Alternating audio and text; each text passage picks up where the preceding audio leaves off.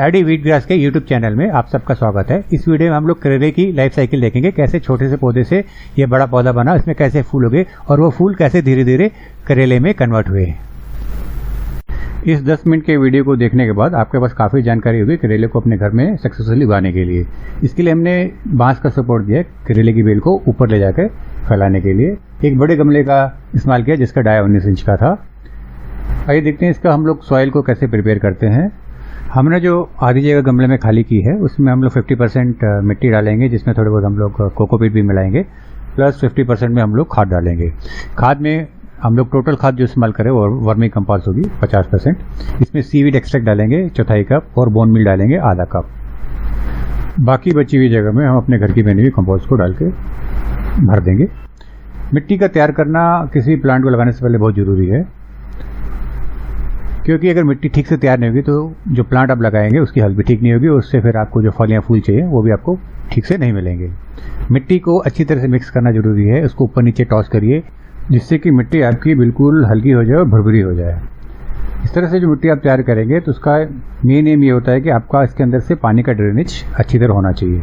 मिट्टी अच्छी तरह तैयार हो जाए तो उसके बाद आप छोटी सैपलिंग जो है उसको बड़े गमले में लगा लीजिए। पौधा निकालने का बड़ा आसान तरीका आपने अभी देखा कि इसको उल्टा करके किसी किनारी पे ठोकर मारिए, जिससे कि मिट्टी है वो नीचे की तरफ सर जाती है और पौधा आसानी से निकल जाता है। करेले का पौधा जो है एक बेल है, तो हम इसके बिल्कुल नीचे हिस्से में एक रस्सी बांध के और उसका ऊपर वाला हिस्सा ऊपर बांस में बांध देंगे और करेले की बेल को इसके चारों तरफ लपेट के धीरे धीरे ट्रेन करके इसको ऊपर की तरफ ले जाएंगे, जिससे कि हमारी जो नीचे की जगह ये इस्तेमाल न करे और हमारे वर्टिकल ऊपर जाके जो ऊपर की खाली जगह है, गमले के ऊपर की खाली जगह, वहाँ पे ये फैलेगा और हम इसके नीचे दूसरे प्रकार के पौधे लगा सकते हैं। छोटे पौधे को ट्रांसप्लांट करने के बाद उसमें आप अच्छी तरह पानी दें।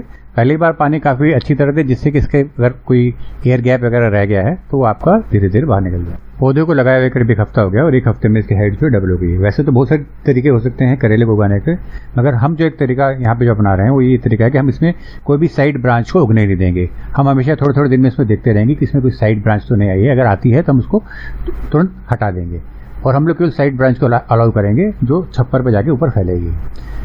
10 दिन बाद आप देख रहे हैं जो है करीब करीब आपका 4-5 फीट तक पहुंच गया है और हम इसमें फिर देखेंगे कि आप इसमें कोई साइड ब्रांच तो नहीं निकल रही है। हमारा मकसद साइड ब्रांच हटाने का ये रहता है कि सारी जो एनर्जी है पौधे की वो पौधे को ऊपर टॉप तक पहुंचाने तक पहुंचे, ना कि इसकी साइड ब्रांच, क्योंकि साइड ब्रांच में फिर वो आपका जो न्यूट्रिशन है वो ले लेती है। मार्च के एंड में ही जो है जून जुलाई की तरह मौसम हो गया और काफ़ी ज़्यादा टेम्परेचर बढ़ गया और जो गमले के अंदर पौधे थे उन पर काफ़ी बुरा असर हुआ। लेकिन मैंने देखा करेले के पौधे में कुछ कोई खास असर नहीं हुआ। इसका कारण ये कि ये पौधा जो है अच्छी गर्मी और अच्छी धूप में काफ़ी अच्छा बढ़ता है।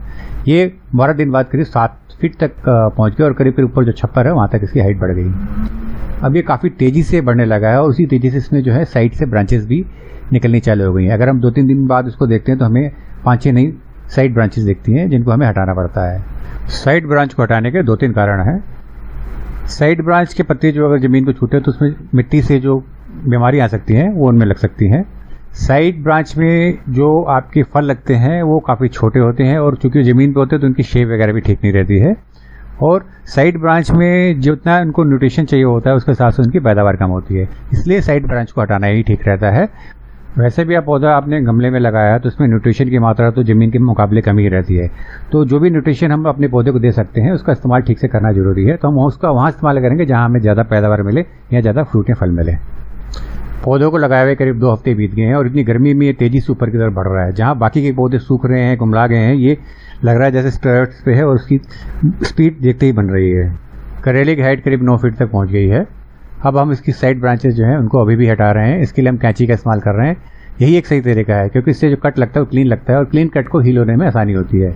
2 हफ्ते के बाद हम इसको पहली बार फर्स्ट इंस्टॉलमेंट ऑफ खाद डालेंगे। हमने इसमें करीब 5-6 कप वर्मी कंपोस्ट डाली। कंटेनर में जब आप पौधा उगाते हैं तो उसके अंदर जो है न्यूट्रिशन बार बार देना जरूरी होता है। हर 2 हफ्ते में एक बार इसमें न्यूट्रिशन आप जरूर दीजिए। 19 दिन के बाद ये पौधा ना केवल छप्पर तक पहुंच गया है बल्कि उसके ऊपर फैल भी गया है। हमने छप्पर के ऊपर इसकी जो साइड ब्रांचेज है उनको अलाउ किया है और आप देखेंगे इसमें 3-4 ब्रांचेज जो हैं वो काफ़ी फैल भी रही हैं। अभी तक आपने देखा कि हमने करेले के मेन तने को बढ़ने दिया और उसमें जो साइड ब्रांचेस थी उनको हम लोग काटते जा रहे थे, मगर जब एक बार ऊपर हमारा छप्पर तक ये करेला पहुंच गया तो हम इसकी जो मेन ब्रांच है उसको आगे से टिप काट देंगे। हम इसको आगे ज़्यादा बढ़ने नहीं देंगे और इसमें हम जो साइड की जो ब्रांचेस हैं उनको बढ़ने देंगे। पिछले 4 साल के करेला लगाने का एक्सपीरियंस हमें बताता है कि जैसे जैसे करेले की लंबाई बढ़ती जाती है तो उसके दूसरे छोर पे जो फल या फूल होते हैं वो छोटे होते हैं और उनकी क्वालिटी ठीक नहीं रहती है। इसलिए हम करेले की बेल की लंबाई को छोटा रखने की कोशिश करेंगे जिससे कि हमें जो फल मिले उनकी साइज और गुणवत्ता अच्छी रहे। अगर आप सोच रहे होंगे कि हमें काफ़ी ज़्यादा कटाई छटाई करनी पड़ रही है तो ये हमें करनी ही पड़ेगी अगर हम गमलों से अच्छी पैदावार लेने की कोशिश करेंगे। 30 दिन के बाद में करेले की बेल काफ़ी बड़ी हो गई है और छप्पर में काफ़ी अच्छी तरह से फैल गई है। अभी भी हम इसकी जो नीचे की ब्रांचेस हैं उनको बढ़ने नहीं दे रहे हैं, उनको जैसे हम देखते हैं रोज चेक करके उनको निकाल देते हैं। इस साल जो समय से पहले अधिक गर्मी पड़ी है उसने एक नई प्रकार की प्रॉब्लम को जन्म दिया है। आप लोग जो करेला उगाते हैं उन्होंने देखा होगा कि उनके बेल में मेल फ्लावर तो आते हैं, फीमेल फ्लावर नहीं आते हैं। बट हमारे यहाँ पे ठीक उल्टा हो रहा है। हमारे यहाँ पे करीब 10-12 फीमेल फ्लावर आए मगर जो मेल फ्लावर थे वो ब्लूम ही नहीं किया। उनका शेप बनता था लेकिन वो छोटी शेप में ही वो ड्राई आउट हो जाते थे गर्मी की वजह से। इस तरह हमारे जो काफ़ी फीमेल फ्लावर्स बने और उनका पॉलिनेशन ना होने की वजह से वो बाद में सूख के गिर गए। आप देख पा रहे होंगे कुछ फीमेल फ्लावर जो अभी खिलने को तैयार हैं और कुछ खिले हुए फीमेल फ्लावर, पर चूंकि मेल फ्लावर नहीं थे तो उनको हम हैंड पॉलिनेशन नहीं कर पाए जिसकी वजह से वो बड़े करेले नहीं बने हैं। गर्मी का असर मेल फ्लावर के खिलने पे तो पड़ा मगर बेल के बड़ा होने पे को नहीं पड़ा। शायद बेल अच्छी तरह से बड़ी होते होते जो इसका छप्पर है इसके दूसरे कोने तक पहुंच गई है। आप देख सकते हैं कितनी घनी ये बेल हो चुकी है और इसको कुछ कटाई की जरूरत भी लग रही है। 34 दिन के बाद हम एक पूरा बढ़ा हुआ करेला देख रहे हैं। शायद कोई मेल फ्लावर हमारी नज़र से बच गया होगा और मधुमक्खियों ने उससे पॉलन लेके एक फीमेल फ्लावर को पॉलिनेशन कर दिया होगा और एक बड़ा करेला हमें मिल गया। ये छोटे छोटे जो आप करेली देख रहे हैं, फीमेल फ्लावर देख रहे हैं, ये सब पॉलिनेशन होने से बच गए हैं और ये शायद बड़े नहीं होंगे अगर तुरंत ही कोई हमें मेल फ्लावर नहीं मिलता है। जैसे कि आप देख पा रहे होंगे करेले की बेल जो है काफ़ी घनी हो गई है और इसकी जो ब्रांचेस हैं आपस में गुथ सी गई हैं। तो इसको हल्का करने के लिए हम इसमें से कुछ ब्रांचेस हटाएंगे। कौन सी ब्रांच हटाएंगे? हम वो ब्रांच हटाएंगे जिसमें खाली मेल फ्लावर होंगे। हम वो वाली ब्रांच हटाएंगे जिसमें मेल या फीमेल दोनों फ्लावर नहीं होंगे। या फिर हम वो ब्रांच हटाएंगे जिनकी हेल्थ ज़्यादा अच्छी ना हो, जिनमें पत्तियां आप देखेंगे छोटी छोटी हों और हम उनसे उम्मीद नहीं कर सकते कि उनमें जो फल लगेंगे वो बड़े साइज के होंगे। इस तरह जो हम ब्रांच हटाते हैं, बेल को थिन करते हैं, उसका ये फायदा होता है कि जो बाकी ब्रांचेस होती हैं उनको न्यूट्रिशन पूरा मिलता है और उनमें जो पत्ते होते हैं, फूल लगते हैं, फल होते हैं वो अच्छी क्वालिटी के लगते हैं। और जो लिमिटेड न्यूट्रिशन हमारे गमले से मिलता है हमारी बेल को, उसका यूटिलाइजेशन केवल उस जगह होता है जहाँ पे हमें पैदावार मिल सके। इस साल की तेज गर्मी में हमें अपने करेले की कुछ एक्स्ट्रा केयर करनी पड़ी।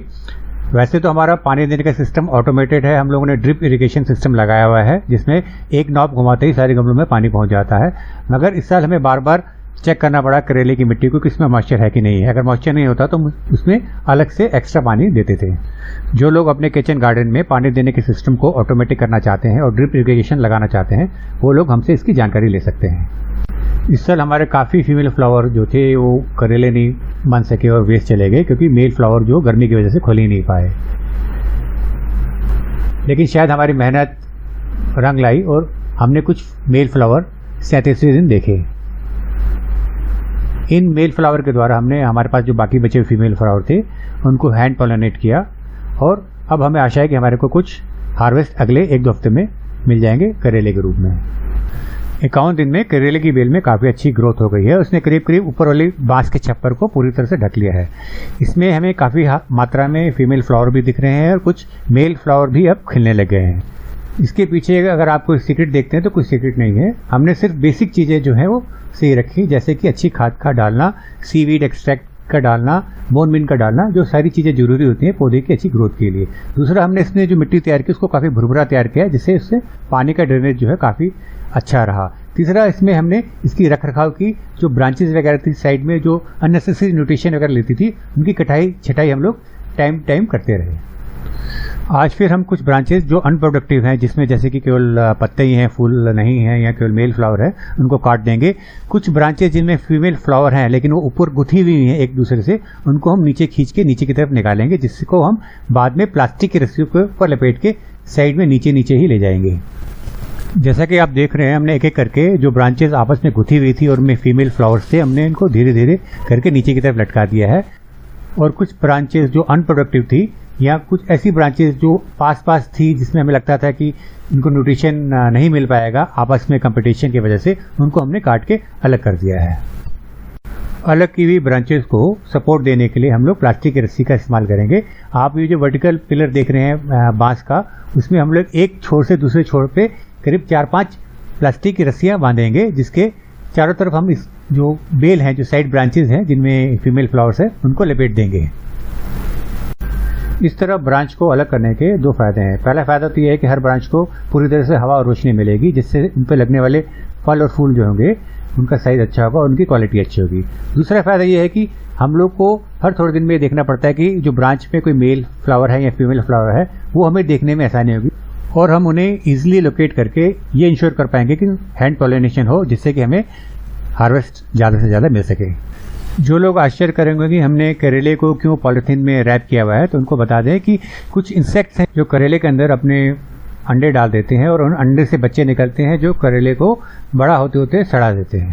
वैसे तो हमारे करेले की बेल में फीमेल फ्लावर्स जो हैं करीब तीसरे दिन से आने चालू हो गए थे, मगर चूंकि मेल फ्लावर नहीं खिल पा रहे थे, इसकी वजह से इनका पॉलिनेशन नहीं होता था। 57 दिन के बाद कुछ करेले बड़े हो गए, जिनको आज हम हार्वेस्ट करेंगे। हमने करीब 4 करेले काटे और बाकियों को पेड़ पे ही छोड़ दिया बड़ा होने के लिए, जो कि शायद अगले 4 से 5 दिन में बड़े हो जाएंगे और कटने के लिए तैयार हो जाएंगे। इस वीडियो में हमने काफ़ी विस्तार से करेले के उगाने की विधि को कवर करने की कोशिश की है, लेकिन अगर कुछ जानकारी फिर भी छूट गई है या कुछ जानकारी आप और लेना चाहते हो तो कृपया कमेंट्स में उन्हें लिखें और हम उन्हें जल्दी से जल्दी आपके कमेंट्स का जवाब देंगे। उम्मीद है ये वीडियो आपको पसंद आया होगा। आप हमारे चैनल को सब्सक्राइब करेंगे और इस वीडियो को लाइक करेंगे और इस वीडियो को शेयर भी करेंगे। इस वीडियो में आज इतना ही। मैं गौतम शशि के साथ आप सब लोगों से विदा लेता हूँ। इस वीडियो को अंत तक देखने के लिए आप सबका बहुत बहुत धन्यवाद।